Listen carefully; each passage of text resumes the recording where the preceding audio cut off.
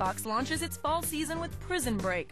Most men would do anything to get out of prison, but one man will do anything to get in.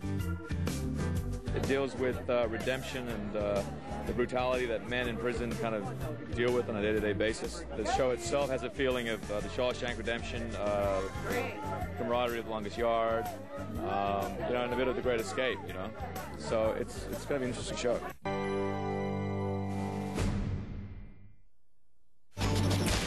It's quite a production.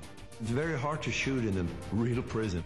This is an old place. There's a lot of prison history here. But the actors actually work in this 3.5-foot distance between the bed and the wall to get a light into somebody's eyes, along with the cameras and the people and the sound man and the boom, is almost a geometric problem.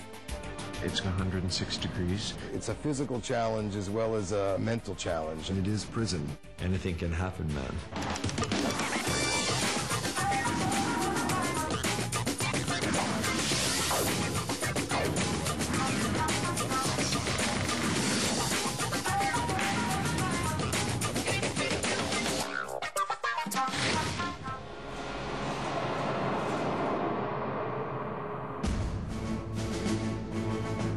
Prison Break is a story about two brothers, one of whom is in prison on death row. The only way to get him out of prison is to break him out. I find it incumbent that you see the inside of a prison cell, Mr. Schofield. Michael gets himself thrown into the same prison to help his older brother escape. Once we got the green light for this, the first order of business was finding where we were going to shoot. We wanted the prison, obviously, to have a character of its own. Joliet has 150 years of grim, gritty authenticity to offer up, which you simply could not replicate on a soundstage in Burbank. This prison only shut down a couple of years ago. A set designer can do really wonderful things, but when you get in something that's real, you can feel it. They shot some stuff right here in John Wayne Gacy's cell. That's not a set. This is not fake anything. It becomes like an asylum. It becomes like a nut house.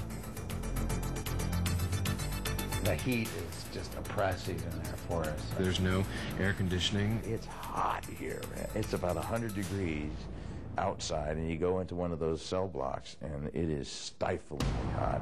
We had someone pass out on the first day because it was 106 degrees. It was really sobering.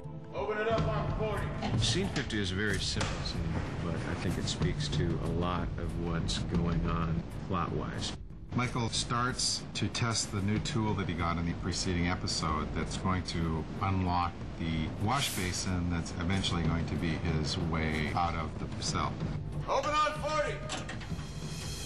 Officer Bellick, who has it out for Michael's character, is in fact on his way to the cell, and if he finds that one screw on the floor, the whole plan goes, down the crapper. Haywire, get in here! And he's there to introduce Haywire. My new cellmate is fresh from the psych ward. Immediately when you look at this man in his eyes, you know that there's no possible way you'll ever be able to communicate with him. Obviously, he's not going to enlist Haywire because it's not the kind of guy you want to be in the tunnel with when you're getting out. But there's a quandary there, which is if you don't enlist him, when the heck do you dig?